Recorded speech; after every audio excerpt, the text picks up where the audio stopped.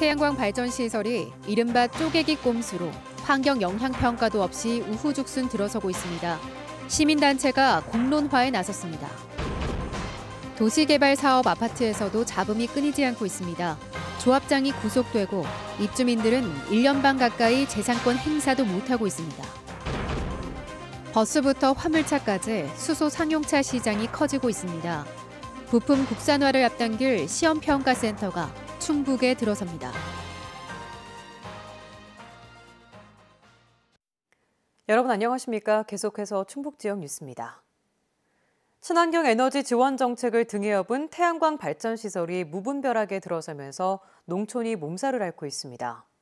쉽게 허가를 받기 위해서 각종 편법까지 동원되면서 부작용도 만만치 않습니다. 김영일 기자가 취재했습니다. 옥천 군청 입구 앞에 차려진 천막 농성장.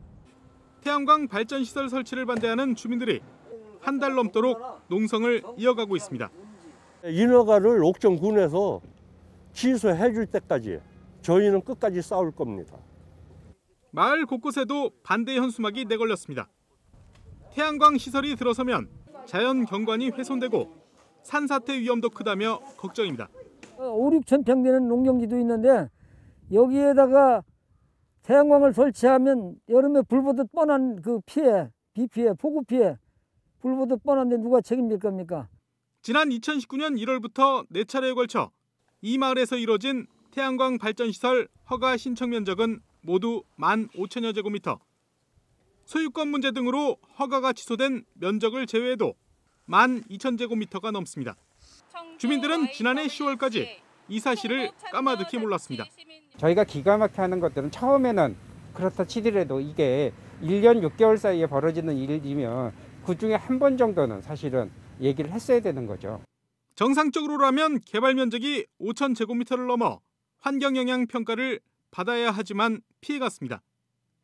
투자자들을 모집해 사업 면적을 쪼개서 허가를 신청한 겁니다. 실제로 한 장소였던 태양광 발전시설 부지는 허가 신청 과정에서 10조각으로 조각조각 나눠졌고 넓이도 2,400제곱미터를 넘지 않도록 잘게 쪼개졌습니다.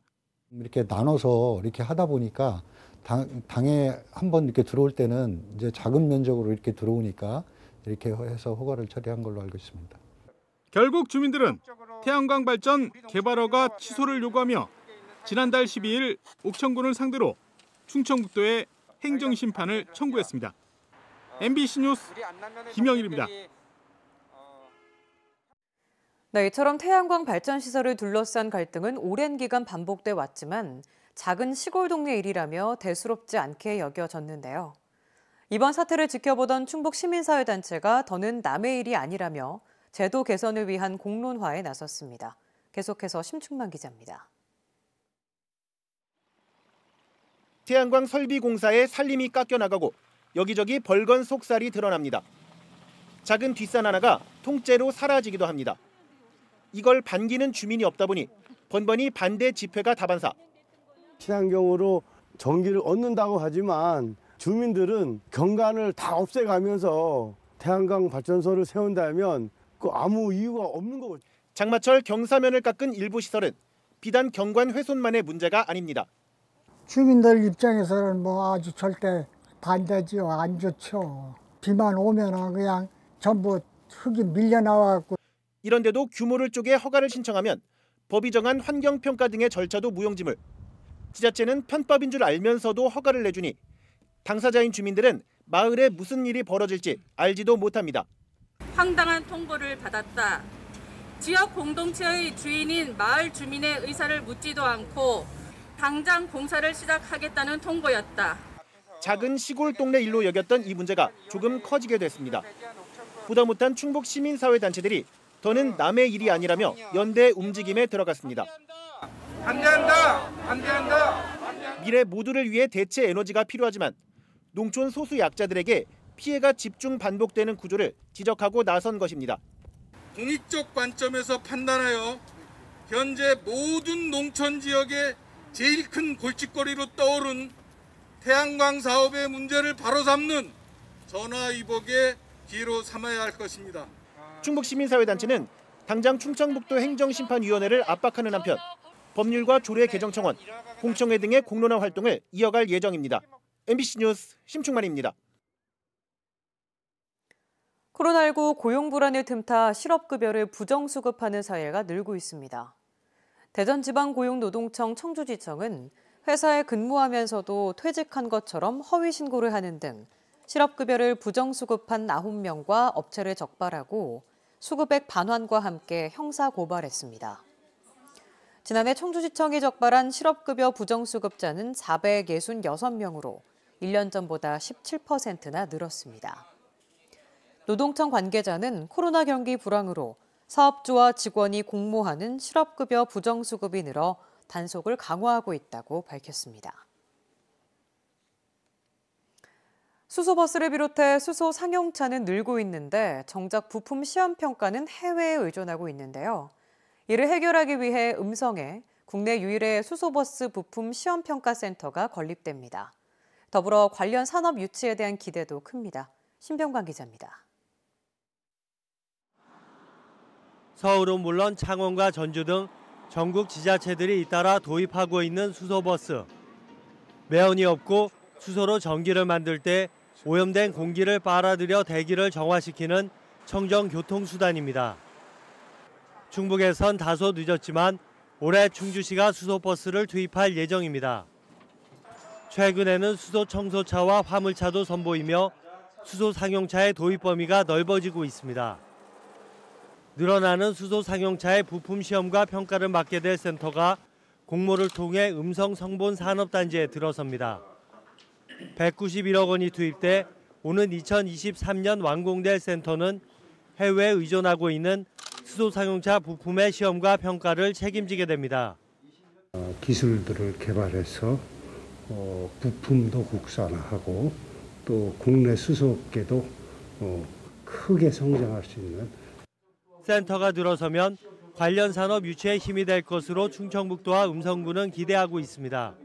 수소 산업의 메카로 수소의 모든 것을 다 가지고 있는 충북으로 이렇게 만드는데 수소 안전, 교육 이런 특구로다가 이렇게 앞으로 성장하는 데 많은 도움이 될 것 같습니다. 정부는 수소버스를 내년까지 2,000대, 2040년까지는 4만 대를 보급한다는 계획입니다.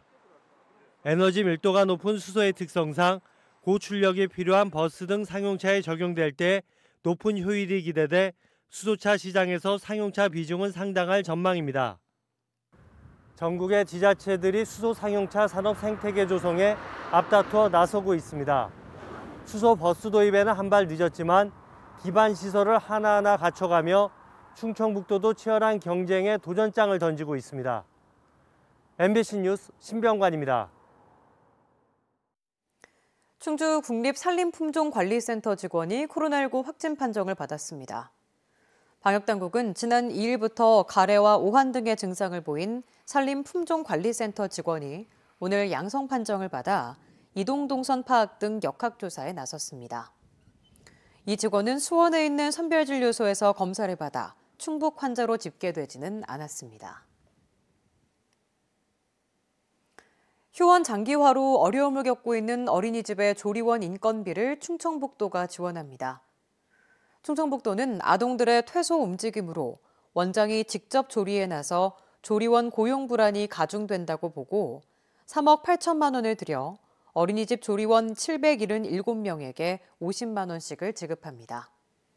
다만 중복 지원을 방지하기 위해 기존의 국비로 조리원 인건비를 지원받는 대상에게는 지급하지 않을 계획입니다. 몇몇 조합장과 업무대행사 대표의 불법 행위로 피해를 보는 주민들의 소식 전해드렸었죠. 도시개발조합 사업도 예외가 아닙니다. 사정을 잘 모르고 입주한 주민들은 조합 내부 문제로 시설물을 이용하는 데 불편을 겪는 것은 물론 입주한 지 1년이 넘도록 재산권 행사도 내 맘대로 못하고 있습니다. 조미애 기자입니다. 2019년 9월 입주한 한 아파트 단지. 홍보할 땐 공원을 특장점으로 꼽았는데 입주한 지 1년 반 가까이 지났지만 아직 터만 닦아놓은 상태입니다. 처음 입주할 때는 도로 포장도 안 돼 있고 가로등도 안 켜져 깜깜했던 상황. 램프가 2개씩 들어가 있는데 비용을 조합에서 납부하기 때문에 램프를 1개만, 50%만 사용되고 있었어요. 입주민들은 청주시의 관리 책임이 있는 줄 알고 민원을 넣었지만 근본적 해결은 불가능했습니다. 당초 공동주택을 제외한 도로와 공원과 같은 시설물의 조성 책임은 조합에 있었습니다. 그러나 정작 주민들은 입주한 뒤에야 이 아파트의 태생이 조합 사업이었다는 걸 알게 됐습니다. 토지주로 구성된 조합에서 도로와 공원 같은 기반 시설을 계획대로 마무리해야 준공심사를 통과할 수 있고 준공된 다음에야 지자체로 소유권이 넘어가 관리하게 되는 것입니다. 기반시설 조성이 미뤄지면서 도시개발 준공 역시 승인이 안 된 상태. 입주민들은 재산권 행사도 제대로 못하고 있다며 답답해합니다. 대출금이 조금 더 늘어날 때 이 문제가 생겼다는 거죠. 토지에 대해서는 아직 개인한테 등기가 아직 안 나 있다는 거죠. 지금은 반쪽짜리가 돼 있어서 그다음에 이런 불안을 가지고 있는 분들이 많이 있습니다. 이렇게 늦어진 이유는 도시개발조합의 내부 문제 때문. 전직 조합장이 공동주택 시행권을 맡은 업체가 했어야 할 방음벽 설치 공사를 본인이 나서 37억 원 계약을 체결하고 조합 재산을 사유화하며 횡령해 1심에서 징역 2년을 선고받았습니다. 소송은 여전히 진행 중인데다 일부 토지주는 보상이 제대로 안 이루어졌다며 주변 통행로를 아예 막아버리기까지 했습니다. 조합에서 의결해야 되는 그런 조건들이 있기 때문에 그 의결하는 과정에서 또 내부적으로 문제가 생길 수 있기 때문에 환지 방식 자체가 좀 다른 수용 방식에 비해서는 좀 지연되는 경우가 있습니다. 아파트가 부분적으로 준공 승인 나더라도 이처럼 도시개발 사업 준공이 지연되면 결국 입주민 피해로 이어집니다. MBC 뉴스 조미입니다. 오늘 오후 4시 반쯤 진천군의 한 파출소 창고 컨테이너에서 50대 경찰관이 총상을 입고 쓰러진 채 발견됐습니다. 해당 경찰은 근무 중 본인이 소지하고 있던 권총으로 극단적 선택을 하려 했던 것으로 알려졌고 현재 병원으로 옮겨져 치료를 받고 있습니다. 경찰은 주변 CCTV를 확보해 정확한 경위를 조사하고 있습니다. 괴산에서 음성사이 국도 37호선 일부 구간이 설 연휴를 맞아 임시 개통됩니다. 대전지방국토관리청은 명절 기간 원활한 차량 통행을 위해 국도 37호선 원남면 한오리 음성교차로부터 구안리 구안저수지까지 3km 구간을 8일부터 16일까지 임시 개통합니다. 현재 도로 확장이 진행되고 있는 괴산에서 음성 간 국도 37호선은 올 8월 개통 목표입니다. 괴산 수산식품 산업거점단지의 취급 품목이 농식품까지 확대됩니다. 충청북도는 관련 조례를 개정해 취급 품목을 농식품까지 개방하고 현재 임대 형태의 입주 방식을 임대와 분양으로 확대할 계획입니다. 내륙에서 수산식품 생산과 가공, 유통을 목적으로 지난 2019년 230억 원을 들여 문을 연 수산식품단지는 이용 저조와 코로나19로 관광객이 줄면서 사실상 개점 휴업 상태입니다. 이번 설 연휴 휴무를 결정한 청주 산업단지 업체 10곳 가운데 9곳 정도가 나흘을 쉬는 것으로 나타났습니다. 청주 산업단지관리공단이 조사한 결과 휴무를 확정한 56곳 가운데 91%인 51곳이 나흘을 쉬고 7%인 4곳은 닷새를 쉰다고 답했습니다. 설 특별 상여금이나 귀향 여비를 지급한다고 답한 업체는 76곳 가운데 46%인 35곳이었습니다. 충북지역 뉴스였습니다. 고맙습니다.